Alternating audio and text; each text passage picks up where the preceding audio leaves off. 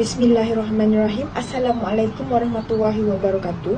Nama saya Sharifah Fani Shazrin binti Wan Ibrahim. Dari kelas Muzik A, pada hari ini saya akan membentangkan tugasan berkumpulan iaitu tugasan 2 bagi subjek SJHK 3231 Sejarah Islam. Tajuk bagi pembentangan tugasan berkumpulan ini merupakan pemerintahan dan sumbangan Kerajaan Abbasiyah. Kerajaan Abbasiyah adalah salah satu dinasti Islam yang paling berpengaruh dalam sejarah. Pemerintahan Kerajaan Abbasiyah yang memerintah daripada abad ke-8 hingga ke-13 Masihi menonjol melalui kecemerlangan dalam aspek politik, ekonomi dan sosial. Politik Abbasiyah dicirikan oleh sistem pemerintahan yang teliti dan kepimpinan yang progresif. Dalam aspek politik, mereka mengamalkan sistem birokrasi dan mengedarkan kuasa kepada gubernur wilayah, mencipta kestabilan dan keadilan. Misalnya, Al-Mamun menggubal hukum warisan, menetapkan undang-undang yang menyokong keadilan sosial. Secara ekonomi pula, Abbasiyah mengembangkan perdagangan dan pertanian. Baghdad menjadi pusat perdagangan yang penting, memfasilitasi pertukaran budaya dan ekonomi. Pemungutan cukai diatur dengan adil untuk menyokong pembangunan ekonomi. Dalam segi sosial pula, Abbasiyah menonjol melalui kemajuan ilmu, pengetahuan dan pendidikan. Contohnya, Baitul Hikmah yang dipimpin oleh Al-Mamun menjadi pusat penyelidikan dan perkembangan ilmu pengetahuan. Dengan pemerintahan Kerajaan Abbasiyah yang memiliki pengaruh yang luas dalam sejarah Islam dan peradaban dunia, meskipun kini telah berakhir, warisan budaya, ilmiah dan politik mereka tetap relevan dan dihargai hingga saat ini. Dengan pemerintahan yang bijaksana dalam aspek politik, ekonomi dan sosial, Abbasiyah memberikan sumbangan besar kepada peradaban Islam dan meninggalkan impak positif yang berkekalan. Terima kasih saudari Sharifah. Baiklah, saya Nur Husnina akan teruskan pembentangan kami dengan kronologi politik Kerajaan Abbasiyah. Baiklah, dalam kronologi politik Kerajaan Abbasiyah, dalam perjuangan ini bermula daripada Hashim, iaitu putera sulung Abdul Manaf, iaitu pemerintahan Mekah, hanya diberi manfaat untuk menguruskan jabatan Al-Sakiyah dan Al-Rifadah sahaja. Tapi jabatan paling penting iaitu Al-Qiyadah diserahkan kepada saudaranya iaitu Abdul Syam. Situasi ini menyebabkan Hashim merasa tidak berpuas hati disebabkan pengurusan politik berada di tangan saudaranya. Hal ini berlarutan sehinggalah kematian Hashim dan diteruskan oleh anak cucunya sehingga Rasulullah SAW. Baiklah, saya nak terangkan pasal kesan ini. Kesan daripada politik ini berlaku, ia menimbulkan perasaan Abbasiyah Nasabiyah yang sempit hingga menyebabkan masing-masing mempunyai sikap negatif terhadap apa sahaja yang dibawa oleh pihak yang lain. Mereka mula beranggapan negatif sebabkan situasi tersebut. Ini juga dapat dilihat daripada reaksi golongan Bani Umayyah yang menolak secara total mesej yang dibawa oleh Rasulullah. Pada waktu itu, diorang tak terima pun mesej daripada Rasulullah disebabkan kejadian politik ini. Lepas tu, menurut At-Tabiri, orang pertama yang cuba menimbulkan idea tukar kerajaan ialah Ali bin Abdullah. Ali bin Abdullah ni adalah ulama yang amat dihormati dalam kalangan warga Damsyik lah. Baiklah, dalam kronologi politik ni saya akan lebih memfokuskan kepada cita-cita politik Asabiyah pada asalnya. Dan poin-poin ini adalah idea untuk menukar kerajaan. Seterusnya, beliau juga berjaya mempengaruhi penduduk Syria melalui kepintahannya berbicara. Beliau amat bertauliah dalam berbicara, banyak menghuraikan perkara-perkara yang penting, dan selepas kematian beliau, usaha ini diteruskan oleh anaknya Muhammad. Okey, baik. Bagi peperangan politik Abbasiyah, bukan peperangan tapi perancangan. Okey, baik. Bagi perancangan dalam politik Abbasiyah, di mana strategi pada asalnya adalah menukar nama gerakan Abbasiyah lah kepada Hashimiyah. Okey, strategi ni pada asalnya ada peristiwa ni yang berlaku, iaitu Muhammad bin Ali dikenali sebagai Al-Imam telah menukar nama gerakan Abbasiyah yang saya katakan tadi dengan tujuan untuk memperluaskan jaringan gerakan mereka agar merentasi semua keluarga Bani Hashim termasuk beberapa kumpulan Syiah. Itu tujuan dia, itu strategi dia. Dan kesannya adalah setelah berjaya diorang menyatukan kumpulan serpihan Syiah yang bertaburan di beberapa tempat, beliau berjaya menyertai eksplorasi jihad yang untuk menentang Byzantine lah yang dilakukan oleh Khalifah Umayyah, ketua kepada Umayyah. Seterusnya, strategi dalam mendekati semua golongan Syiah ini untuk menasihati mereka agar menukar polisi bermusuhan yang diamalkan sebelumnya dengan polisi bekerjasama antara satu sama lain. Okey, kesannya pula gerakan Syiah ni bersetuju untuk bergerak di bawah satu lambang yang lebih konkret, yang lebih kuat, yang lebih utuh dia punya peperangan lah. Sebabkan apa? Sebabkan perjuangan Syiah itu asasnya bertujuan mengembalikan tahta, iaitu kekhalifan itu kepada Al-Baif, B-A-Y-F. Seterusnya, dalam jentera politik Abbasiyah, start daripada penyokong Syiah yang merupakan jentera utama politik Abbasiyah bagi menjalankan operasi ketenteraan. Seterusnya, kumpulan Arab yang tertinggi dari pentadbiran Bani Umayyah. Akibat mereka menetap di Parsi setelah berkahwin dengan wanita negeri itu. Sebab itulah mereka menetap di sana. Dan mereka mempunyai pengaruh yang besar di mana dalam kalangan masyarakat tempatan di samping pengetahuan yang luas tentang keadaan geografi di wilayah Parsi. Diorang lebih berpengetahuan. Disebabkan itu, mereka lebih arif dalam pinggir Parsi ini. Bagi seterusnya adalah pendekatan politik Abbasiyah, iaitu kekuatan ketenteraan. Kekuatan ketenteraan ni adalah sangat penting sebab dia yang menggerakkan peperangan ni, dia lah yang menentukan peperangan ini berjalan lancar. Dia yang menjamin stamina peperangan, strategi dan semuanya. Cara yang sama seperti yang digunakan oleh golongan Bani Umayyah, tapi digunakan pada tahap terakhir perjuangan mereka. Seterusnya, mereka menubuhkan pusat ketenteraan bawah tanah di Kufah, diserahkan kepada Abu Salmah Al-Khalaf. Okey, kejayaan bagi politik kerajaan Abbasiyah adalah dari aspek ketenteraan yang tadi tu adalah persediaan yang sangat lengkap, sempurna dan canggih. Ini dalam persediaan ni dia dibahagikan kepada dua, iaitu Kufah dan Khurasan. Kejap lagi saya akan menerangkan lebih lanjut.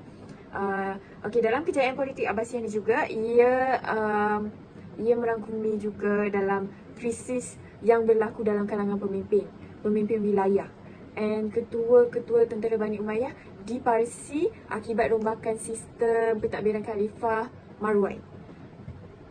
Dan kemudiannya permasalahan politik yang ditimbulkan oleh golongan Khawarij, Syiah dan kumpulan Arab yang tidak berpuas hati disebabkan polisi pentadbiran kerajaan Bani Umayyah.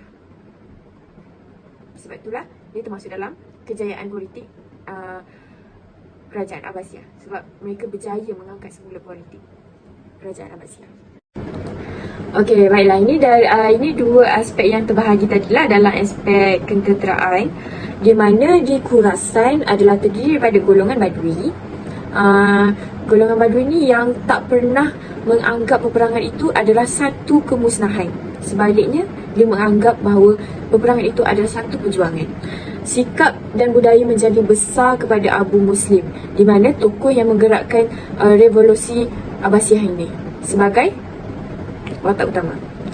Kemuncak perjuangan dan kemudian kemuncak perjuangan Abbasiyah berlaku ketika pemerintahan Marwan bin Muhammad ni di mana tindakan Abu Muslim melibatkan bendera hitam. Bendera hitam sebagai tanda bermulanya operasi ketenteraan secara terbuka. Kemudian Abu Muslim mempengaruhi musuh, iaitu Nasar bin Sayyar, iaitu Gubernur Khurasan. Musuh-musuh ni adalah Ali Al-Kirmani dan Syaban Al-Haruni. Akhirnya Nasar ni melarikan diri ke Mervla yang merupakan satu kemenangan bagi Abu Muslim, berpihak pada Abu Muslim sebab dia mewakili dan berpihaklah kepada Abu Muslim. Sejurus itu, Abu Muslim juga membiarkan sekutunya iaitu Ali menerajui kepimpinan di Merv, sementara beliau meneruskan misi perjuangannya di tempat itulah, di Khurasan. Dan akhir sekali, bagi momentum perjuangan Abbasiyah yang berlaku apabila akhirnya mereka sampai ke penghujung, sebaik saja tentera pemimpin Qatabah iaitu Attai dilantik oleh Al-Imam sebagai jeneral perang Abbasiyah. Waktu tu mereka memasuki Iraq dan menggempur semua pusat ketenteraan di Bani Umayyah di wilayah tersebut. Sebabkan itu, Khurasan menjadi pusat ketenteraan yang sangat berkuasa dan sangat berkuat, sebab mereka juga menekankan niat yang betul, iaitu tidak pernah menganggap bahawa peperangan itu kemusnahan, sebaliknya perjuangan kerana Allah Ta'ala. Seterusnya pula dari perspektif Kufah, penduduk Kufah menganggap bahawa para pemerintah Bani Umayyah sebagai pemerintahan yang kejam, sebab mereka merampas hak kepimpinan atau imamah dari Al-Bait. Dan kemudian rombongan keluarga Abbasiyah tiba di Kufah untuk mengambil alih pentadbiran negara daripada wakilnya Abu Salamah Al-Kalal. Dan kemudiannya pada 12 hari bulan Rabiul Awal 132 Hijrah, Abu Abbas telah mengisytiharkan dirinya sebagai khalifah pertama kerajaan Abbasiyah di Masjid Kufah dan mendapat bai'ah daripada semua yang hadir pada ketika itu. Baiklah, akhir sekali dalam pembentangan politik ini adalah transformasi politik, di mana dari dua aspek, iaitu Jabatan Baru Al-Wazariyah dan memberikan kuasa autonomi. Yang pertamanya Jabatan Baru Al-Wizarah. Mereka membuka peluang kepada bangsa Parsi sebab kerusi khalifah hanya untuk Banu Hashim, iaitu Al-Bait. Orang Parsi pertama yang memegang jawatan Wazir Al-Wizarah iaitu Khalid bin Barmak, dan fungsinya adalah untuk mewakili khalifah dalam semua urusan kerajaan. Kira macam presiden macam itulah. Kesannya, Wazir Al-Wizarah bersaing kuasa dengan khalifah serta menimbulkan krisis. Dan kemudiannya, dalam memberikan kuasa autonomi, pemerintahan yang berbeza pula dengan tradisi kerajaan Umayyah kerana memberikan kuasa autonomi kepada gubernur pemerintahan wilayah secara mutlak. Dan khalifah pertama kuasa Harun Al-Rashid memberi kuasa kepada Ibrahim di Tunis. Lepas tu Khalifah Al-Ma'mun pula berikan kuasa kepada Muhammad Ibrahim di Al-Yaman, dan akhir sekali Taha bin Hussein yang diberi kuasa penuh untuk tadbir Khurasan pula, sebab dia berganti-ganti. Seterusnya, saya akan membentangkan pemerintahan kerajaan Abbasiyah dari segi. Zaman Abbasiyah adalah dianggap sebagai zaman yang paling kaya dalam sejarah kekhalifan Islam. Pada zaman pemerintahan Abbasiyah, kejayaan Baghdad menjadi juara perdagangan dunia. Baghdad menjadi pusat perdagangan yang penting, memfasilitasi pertukaran budaya dan ekonomi. Disebabkan kestabilan politik, kecekapan pengurusan, pentadbiran serta ketinggian akhlak masyarakat yang telah menyumbang kepada pembangunan pesat kota Baghdad. Selain itu, kekuatan dalam perdagangan mereka juga ialah kuasa beli yang terdapat pada penduduk kota Baghdad pada waktu itu. Jelas menunjukkan kemewahan serta kemantapan ekonomi negara tersebut. 3 ekonomi yang menjadi tonggak kekayaan kerajaan Abbasiyah ialah yang pertama, pertanian, perdagangan dan perindustrian. Baghdad merupakan pusat ekonomi kerajaan Abbasiyah. Oleh itu, Baghdad memiliki beberapa keistimewaan yang membawa ekonomi dengan berkembang lebih pesat. Yang pertama, kedudukan kota Baghdad yang strategik yang menjadi laluan perdagangan timur dan barat. Yang kedua, terdapat sebuah pasar yang digelar Suk Baghdad yang menjadi tumpuan para pedagang terutamanya dari Parsi.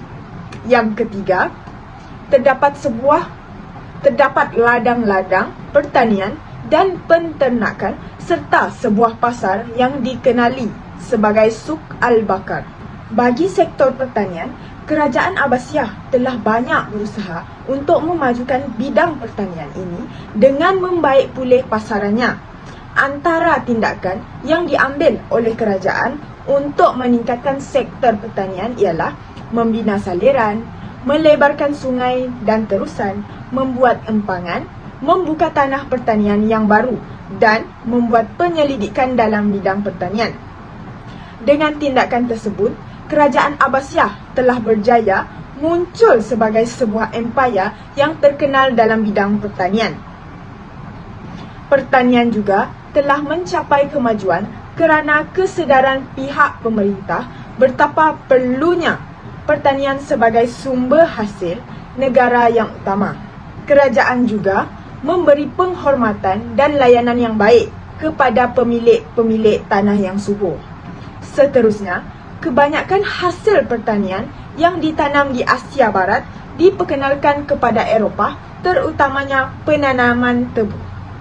Antara wilayah yang banyak mengeluarkan hasil pertanian yang digelar sebagai kawasan utama ialah Mesir, Syam, Iraq, Yaman, Maghribi, Khurasan dan Andalus.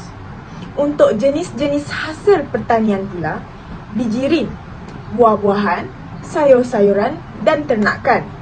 Bijirin seperti gandum, barley dan beras, manakala buah-buahan seperti buah anggur, zaitun dan sebagainya. Sayur-sayuran pula seperti timun, kobis kacang tanah, ubi dan sebagainya. Ternakan seperti yang kita tahu, lembu, kambing, ayam, itik dan sebagainya. Dari segi ekonomi, yang seterusnya, kemajuan perdagangan. Sektor perdagangan yang pesat dalam bidang pembuatan dan pertanian telah mendorong kepada kemajuan dalam bidang perdagangan hingga ke peringkat antarabangsa. Antara faktor-faktor kepada kemajuan perdagangan ialah pembukaan wilayah-wilayah baru yang banyak memberi ruang pasaran perniagaan. Faktor kedua merupakan perkembangan industri perkapalan yang memudahkan para pedagang bergerak.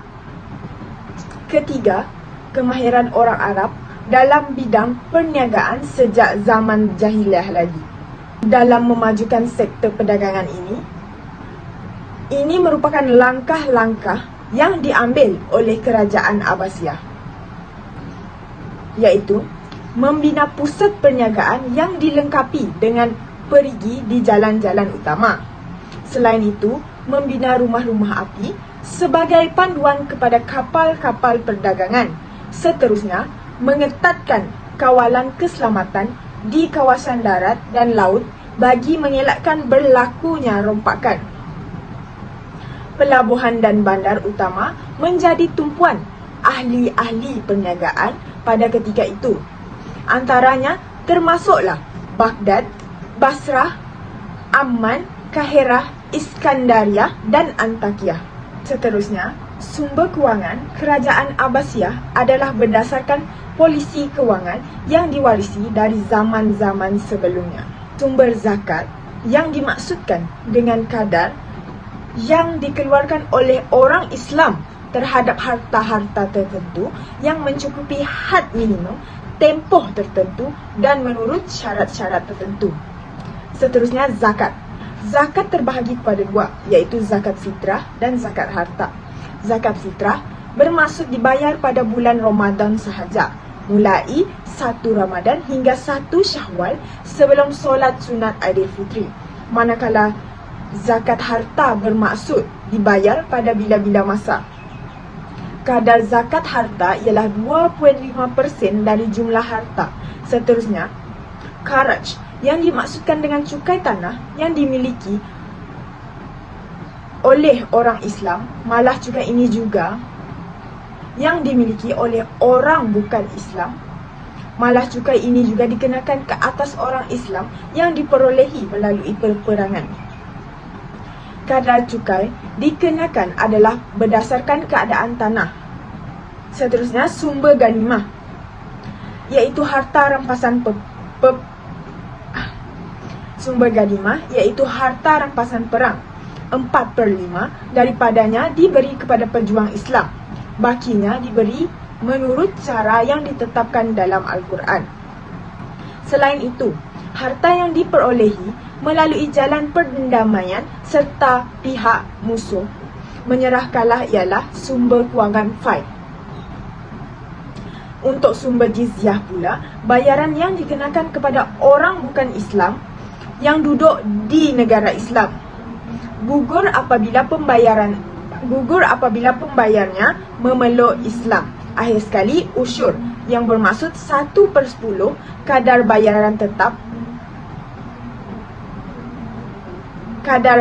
tetap untuk orang bukan Muslim yang singgah pelabuhan negara Islam untuk tujuan perniagaan. Terusnya, Baitumal. Apakah Baitumal? Apakah peranan Baitumal? Baitumal ialah institusi kewangan negara yang terbesar diketuai oleh sahib Baitumal, iaitu pengurus pembendaharaan negara.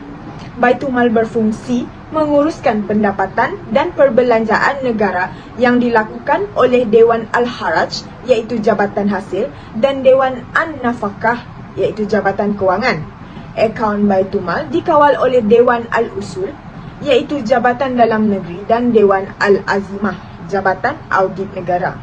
Bidang perindustrian pula, beberapa bidang industri yang terkenal pada masa itu antaranya ialah industri gelas dan tembikar dan industri tekstil dan tenunan. Kekuasaan kerajaan yang sedemikian luas dan tingkat peradaban yang tinggi itu dicapai dengan melibatkan jaringan perdagangan internasional yang luas. Pelabuhan-pelabuhan seperti Baghdad, Basrah, Siraf Kairo dan Iskandaria. Antara jenis-jenis industri yang terdapat pada zaman Abbasiyah ialah Baghdad, Shiraz dan Asfahan merupakan tenunan, hamparan dan permadani. Manakala Mesir dan Syam, pinggan mangkuk. Baghdad, Mesir dan Syam, barangan kaca, tembikar dan mozaik. Akhir sekali, Mesir, Andalus dan Maghribi, barangan kulit dan senjata. Assalamualaikum warahmatullahi wabarakatuh dan selamat sejahtera. Nama saya ialah Wan Nur Syamimi Elena Syafiqah binti Wan Muhammad Zin daripada kelas Muzik A. Okey, baiklah. Sekarang saya akan menerangkan berkenaan tentang dari segi aspek sosial kerajaan Abbasiyah. Di mana yang pertama sekali iaitu kedudukan khalifah. Baiklah, sebelum itu, khalifah ini merupakan kuasa tertinggi dalam struktur kerajaan Abbasiyah. Dan khalifah ini dia berkedudukan autokratik dan semua perintah berpunca daripadanya. Di samping kuasa sekular, khalifah juga mempunyai kewibawaan spiritual iaitu divine authority, mana pada peringkat kemunduran Abbasiyah iaitu kedudukan khalifah terus dikekalkan kerana ia dianggap punca kesalahan kewibawaan dan juga kuasa seseorang atau sesuatu jawatan. Okey, baiklah. Di sini seterusnya kita dapat lihat iaitu dasar terbuka dalam pentadbiran, di mana sistem pemerintahan Abbasiyah ini membayangkan keadaan sebenar masyarakat majmuk. Dan kerajaan Abbasiyah ni dia didukung oleh pelbagai bangsa, terutamanya bangsa Arab dan Parsi serta bangsa-bangsa lain. Okay, walaupun pada peringkat awal Khalifah Abbasiyah ni daripada keturunan Arab, tetapi yang memantapkan kedudukan Khalifah ini ialah bangsa keturunan Parsi. Baiklah, seterusnya kita tengok di sini iaitu sistem birokrasi. Di mana pada zaman kerajaan Abbasiyah ni, semua hal yang berkaitan dengan pentadbiran dilaksanakan oleh sebuah birokrasi yang berbentuk hierarki. Okey, sistem birokrasi ni mencontohi kerajaan Sasani dengan majoriti pegawai diambil daripada kelas mawali iaitu orang Islam yang tidak berketurunan Arab. Jadi jawatan yang penting ialah wazir yang menjadi ketua keseluruhan jentera pentadbir. Dalam pentadbiran Abbasiyah ni, terdapat beberapa jabatan telah ditubuhkan seperti Jabatan Akaun, Jabatan Cukai, Jabatan Pos dan sebagainya. Seterusnya ialah pentadbiran pusat dan juga wilayah. Di mana dalam pentadbiran wilayah-wilayah, kerajaan di pusat Baghdad ni mempunyai hubungan yang rapat dengan wilayah. Dan pentadbiran wilayah ni terserah kepada seorang gubernur atau amir yang dilantik dengan persetujuan wazir untuk menguruskan hal-hal kerajaan. Jadi kedudukan amir bergantung kepada kebolehannya dan hubungan dengan kerajaan pusat. Jadi amir-amir tertakluk pada pengawaan Diwan Al-Barid iaitu Jabatan Pos, dan setiap wilayah juga mempunyai Jabatan Pos sendiri, dan amir wajib melaporkan semua hal ehwal kerajaan wilayah kepada Ketua Jabatan Pos di Baghdad. Seterusnya pentadbiran kehakiman. Dalam urusan kehakiman, segala urusannya diserahkan kepada ulama-ulama yang dilantik oleh Ketua Hakim. Dan hal-hal sivil yang berkaitan dengan orang-orang bukan Islam terserah kepada ketua-ketua agama mereka sendiri, manakala hal-hal orang Islam diuruskan oleh kadi. Dan pelantikan hakim berasaskan beberapa syarat seperti lelaki dewasa, beragama Islam, berfikiran waras dan juga berpengalaman dalam bidang ilmu pengetahuan. Seterusnya ialah pentadbiran ketenteraan dan juga keselamatan. Pada peringkat awal, pemerintahan Abbasiyah ni mempunyai khalifah yang telah melakukan beberapa perubahan dalam organisasi ketenteraannya. Pertama sekali iaitu keanggotaan tentera Abbasiyah ni tidak terbatas kepada orang-orang Arab sahaja. Dan mereka mendapat bayaran allowance dan hak-hak keistimewaan yang pernah diberikan kepada orang-orang Arab tersebut, dan diberhentikan kecuali mereka yang masih berkhidmat tetap dengan mereka punya kerajaan tersebut. Kemudian kedua pula, ketenteraan Abbasiyah ni terdiri daripada tentera bergaji tetap dan tentera sukarela yang hanya menerima bayaran sewaktu mereka bertugas sahaja dalam sesuatu kempen. Yang ketiga pula, khalifah ni mewujudkan tentera peribadi yang dikenali sebagai tentera kurasan. Seterusnya keempat pula, tentera Abbasiyah juga terdiri daripada orang-orang Turki yang berasal dari Asia Tengah, dan mereka ialah makhluk yang mempunyai kedudukan sosial bertaraf hamba.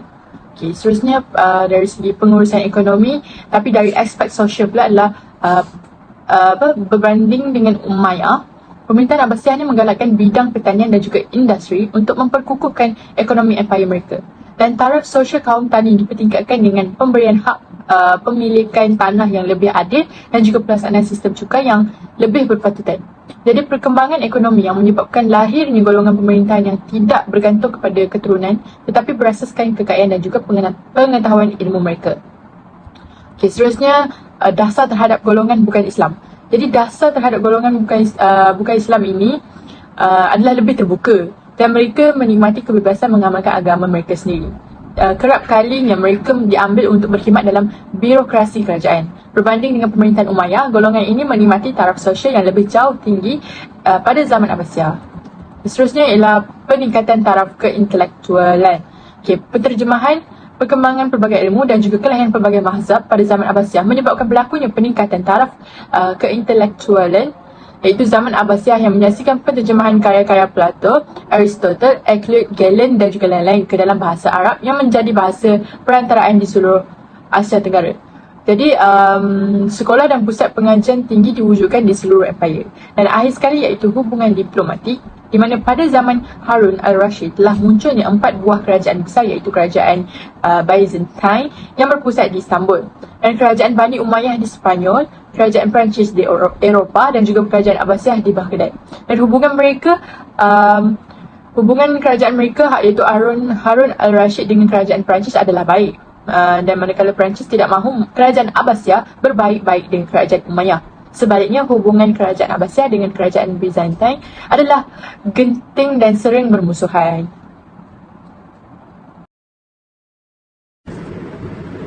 Baiklah, terima kasih rakan-rakan seperjuangan sepasukan saya. Saya akan teruskan dengan sumbangan kerajaan Abbasiyah, di mana dalam sinopsis secara ringkasnya, baiklah, menurut Haidar Putra yang saya kaji, penulisannya ada mengatakan juga bahawa kerajaan Islam Abbasiyah ada kontribusi besar dalam perkembangan Islam, iaitu setaraf dengan itu banyak pembangunan yang berjaya dikecapi dari segi ekonomi, politik, sosial ke intelektual dan sebagainya. Dari segi ilmu pula, zaman Harun al-Rashid sangatlah memberi kesan kepada budaya ilmu, bukan sahaja pada orang Islam di bawah pemerintahan Abbasiyah, bahkan di Eropah pula. Dia banyak mengembangkan ilmu pengetahuan pada ketika itulah, dan juga pada ketika itu jugalah banyak terlahirnya golongan ilmuwan pada waktu itu, sejarawan dan orang-orang yang mengkaji tentang artifak dan sebagainya lah. Okey, seterusnya ramai sarjana Islam hidup di zaman ini seperti Al-Kindi, Ibn Sina, Al-Biruni dan sebagainya. Dari aspek perubatan dan kesihatan, zaman ini banyak meneroka dan menemui ilmu-ilmu baharu. Contohnya kaedah merawat dan sebagainya. Dan secara rumusannya, hal ini membuktikan bahawa banyak bidang orang Islam telah mengguli orang Barat sehingga abad yang ke-12. Perkembangan dari segi politik pada zaman pemerintahan Abbasiyah ialah: yang pertama, kedudukan khalifah autokratik dan semua pemerintah berpunca daripadanya yang merupakan kuasa tertinggi dalam struktur kerajaan Abbasiyah. Seterusnya, dasar terbuka bangsa-bangsa yang pelbagai dalam kerajaan Abbasiyah, terutamanya bangsa Arab dan Parsi. Walaupun pada mulanya kedudukan khalifah ialah daripada keturunan Arab, tetapi yang memantapkan kedudukan khalifah ialah bangsa berketurunan Parsi. Selain itu, sistem birokrasi yang mementingkan jawatan wazir. Jawatan wazir ialah ketua seluruh jentera pentadbiran. Wazir yang berkuasa melantik dan memecat gubernur dan kadi wilayah antara jabatan yang telah Antara jabatan yang telah ditubuhkan ialah jabatan akaun, jabatan cukai dan jabatan pos. Pusat dan wilayah, pentadbiran wilayah diserah kepada gubernur dan amir yang dilantik dengan persetujuan wazir untuk urus hal kerajaan. Kedudukan amir bergantung kepada tahap kebolehannya dan hubungan dengan kerajaan pusat. Amir-amir tertakluk kepada pengawasan Diwan Al-Barid, iaitu urusan kehakiman yang diserahkan kepada ulama-ulama yang dilantik oleh ketua hakim. Hal yang berkaitan dengan orang bukan Islam terserah kepada ketua agama mereka sendiri, manakala hal orang Islam diuruskan oleh kadi. Pelantikan hakim berasaskan 4 syarat. Antaranya ialah lelaki dewasa, Islam, berfikiran waras, berpengalaman dalam bidang pengetahuan. Akhir sekali, semasa pemerintahan Khalifah Harun al-Rashid dan anaknya Al-Ma'mun, kota Baghdad telah dibina dan dijadikan pusat pemerintahan yang digelar Medina Al-Salam. Baiklah, sekarang saya akan masuk kepada slide iaitu berkenaan tentang sumbangan kerajaan Abbasiyah dari segi ekonomi. Okey, poin yang pertama iaitu rakyat dapat menikmati kemajuan hidup dalam semua aspek. Okey, jika kita lihat pada poin ini, ini kerana kedudukan Baghdad ni merupakan kedudukan di tengah-tengah dalam perdagangan dari timur dan juga barat yang menjadikan pusat tumpuan aktiviti perdagangan. Jadi, rakyat dapat hidup dengan maju dalam semua aspek disebabkan oleh kemajuan mereka dari segi perdagangan dan sebagainya. Okey, seterusnya kita lihat di sini iaitu pelbagai ekonomi, pelbagai kemudahan diwujudkan seperti masjid, tali air dan juga jalan sekolah dan sebagainya yang dibina kesan daripada pendapatan negara yang tinggi. Okey, maksudnya terdapat pendapatan negara-negara lain yang membantu mereka untuk mewujudkan kemudahan-kemudahan yang tidak terdapat di kerajaan Abbasiyah. Okay, seterusnya iaitu kepesatan sektor ekonomi telah menyediakan banyak peluang pekerjaan dan mewujudkan masyarakat yang produktif serta aktif. Okay, di mana sumbangan kerajaan Abbasiyah dari segi ekonomi ini juga, mereka telah membuka banyak peluang pekerjaan kepada masyarakat mereka tanpa mengikut tahap darjat mereka ataupun sama ada mereka bangsawan ataupun hamba, di mana mereka masih boleh melakukan pekerjaan-pekerjaan yang ditawarkan. Seterusnya, sumbangan dari segi sektor pertanian dan juga perdagangan dan juga perindustrian. Okey, di mana sektor pertanian, perindustrian dan juga perdagangan ini mereka berjaya mendominasikan pasaran antarabangsa kerana berupaya memenuhi pemerintahan pasaran semasa.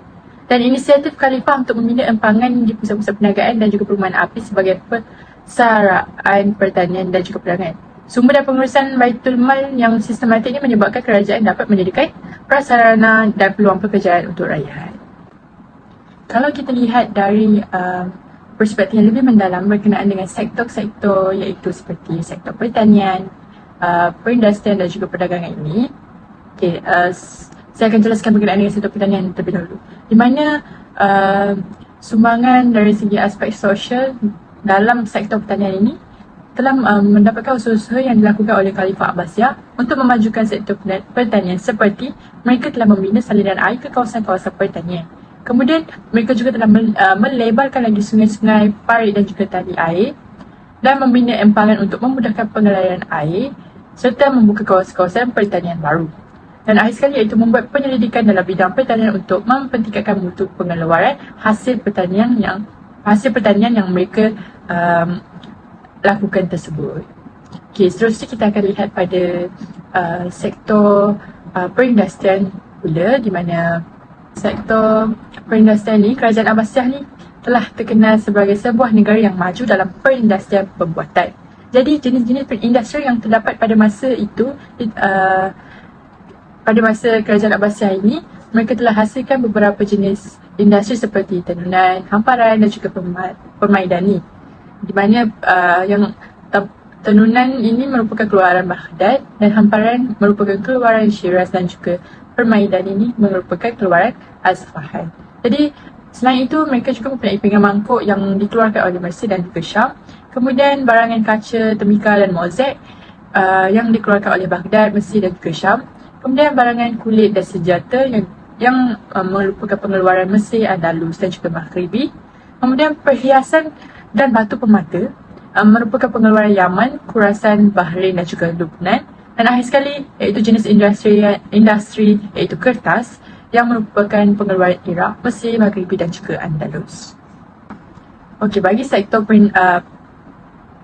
perdagangan ini, sekarang kita akan lihat pada sektor perdagangan pula. Okey, bagi sektor perdagangan ini, pertama sekali terdapat kepesatan bidang pembuatan dan juga pertanian yang telah mendorong kepada kemajuan dalam bidang perdagangan hingga ke peringkat antarabangsa. Di mana pada ketika itu kita dapat lihat bahawa kerajaan Abbasiyah ini merupakan kerajaan yang maju. Kemudian yang seterusnya pula iaitu faktor-faktor kepada kemajuan perdagangan seperti pembukaan wilayah-wilayah baru yang memberi banyak ruang pasaran dan juga perniagaan. Kemudian perkembangan industri berkelapangan yang memudahkan para pedagang untuk bergerak. Seterusnya sarjana Muslim yang menghasilkan karya-karya yang menjelaskan hukum-hukum perniagaan serta galakan terhadapnya. Dan akhir sekali iaitu kemahiran orang Arab dalam bidang perniagaan sejak zaman Zahiliyah lagi. Jadi di sini kita dapat lihat betapa majunya dan banyaknya sumbangan kerajaan Abbasiyah ni kepada masyarakat mereka dalam aspek ekonomi. Baiklah, itu sahaja daripada saya. Sekian, terima kasih. Okey, seterusnya kita akan masuk kepada sumbangan kerajaan Abbasiyah dari segi sosial, di mana di sini di slide pembentangan kali ini terdapat Baitul Hikmah sebagai gedung ilmu di bumi Baghdad. Seterusnya membina balai cerah, kemudian menyediakan beasiswa kepada pelajar dan layanan yang ada daripada Khalifah dengan menghapuskan penindasan dan juga perhambaan, kemudian kebebasan mengamalkan agama, mewujudkan suasana harmoni dalam kalangan masyarakat. Dan akhir sekali iaitu orang bukan Islam, khususnya orang Parsi, diberi peluang memegang jawatan pentadbiran utama dalam pentadbiran negara seperti jawatan Perdana Menteri. Okey, baiklah, sekarang saya akan menerangkan satu demi satu di setiap poin yang telah saya sediakan ini. Okey, pertama sekali iaitu Baitul Hikmah sebagai gedung ilmu di bumi Baghdad, di mana pada ketika itu kerajaan Abbasiyah telah menyumbangkan satu Baitul Hikmah ni adalah seperti perpustakaan yang ditubuhkan bagi kegunaan ketika kerajaan Abbasiyah tersebut.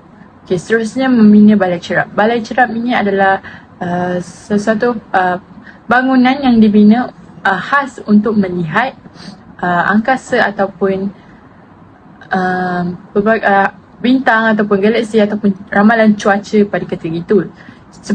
Seperti yang kita boleh jadikan contoh pada zaman ini adalah seperti teleskop ataupun teropong bintang yang digunakan untuk ketika kita melihat bintang-bintang di langit. Seterusnya menyediakan beasiswa kepada pelajar. Pada ketika kerajaan Abbasiyah ini, sumbangan sosial mereka iaitu menyediakan beasiswa kepada pelajar bagi memudahkan pelajar yang susah untuk mendapat bantuan. Seterusnya layanan yang adil. Poin bagi layanan yang adil ini di mana layanan yang adil daripada khalifah dengan menghapuskan penindasan dan juga perhambaan. Baiklah, pada ketika itu zaman kerajaan Abbasiyah ini juga telah menyumbangkan satu perkara iaitu di mana setiap orang perlu bersikap adil. Seterusnya iaitu kebebasan mengamalkan agama mewujudkan suasana harmoni dalam kalangan masyarakat. Dalam mereka menyumbangkan cara kehidupan iaitu seperti bersikap adil, mereka juga ingin membebaskan dan juga mengamalkan agama di mana ianya agama yang akan mewujudkan suasana yang harmoni dalam kalangan masyarakat mereka. Hal ini supaya mereka tidak mempunyai sebarang pergaduhan ataupun perbalahan antara satu sama lain. Seterusnya orang bukan Islam khususnya orang Parsi diberi peluang memegang jawatan pentadbiran utama dalam pentadbiran negara seperti jawatan Perdana Menteri. Poin ini menunjukkan bahawa setiap orang dalam perlu melakukan sikap yang adil. Kerajaan Abbasiyah ini juga menjadikan orang Parsi mempunyai jawatan tertentu juga supaya mereka adil dengan semua masyarakat mereka, di mana tidak semestinya kerajaan tersebut sahaja yang boleh memegang jawatan mereka, di mana kerajaan lain juga boleh memegang jika memenuhi syarat-syarat dan juga kehendak kerajaan tersebut. Dan akhirnya kita sudah sampai ke penghujung pembintangan kami pada hari ini. Kesimpulannya, secara keseluruhan, pemerintahan dan sumbangan kerajaan Abbasiyah tidak hanya mencorakkan terhadap landscape politik, ekonomi ataupun sosial Islam, tetapi juga menyumbang kepada kemajuan peradaban manusia. Hal ini juga disokong oleh Ahmad Zainuri dan Muhammad Faiz menyatakan bahawa setiap masyarakat banyak mempertahankan sosial dan ekonomi sebab ia berkait dengan macam mana kita punya kerajaan, macam mana imej kerajaan yang akan datang. Disebabkan itu, warisan Abbasiyah memberikan kesan ataupun inspirasi kepada generasi seterusnya dan menegaskan pentingnya kerjasama dan toleransi dalam mencapai kecemerlangan dalam pelbagai bidang. Disebabkan itu, negara kita makin maju dan makmur. Disebabkan hal-hal yang lepas kita mengambil sebagai iktibar ataupun contoh sistem pemerintahan yang teratur daripada mereka. Itu sahaja daripada kami. Sekian, terima kasih.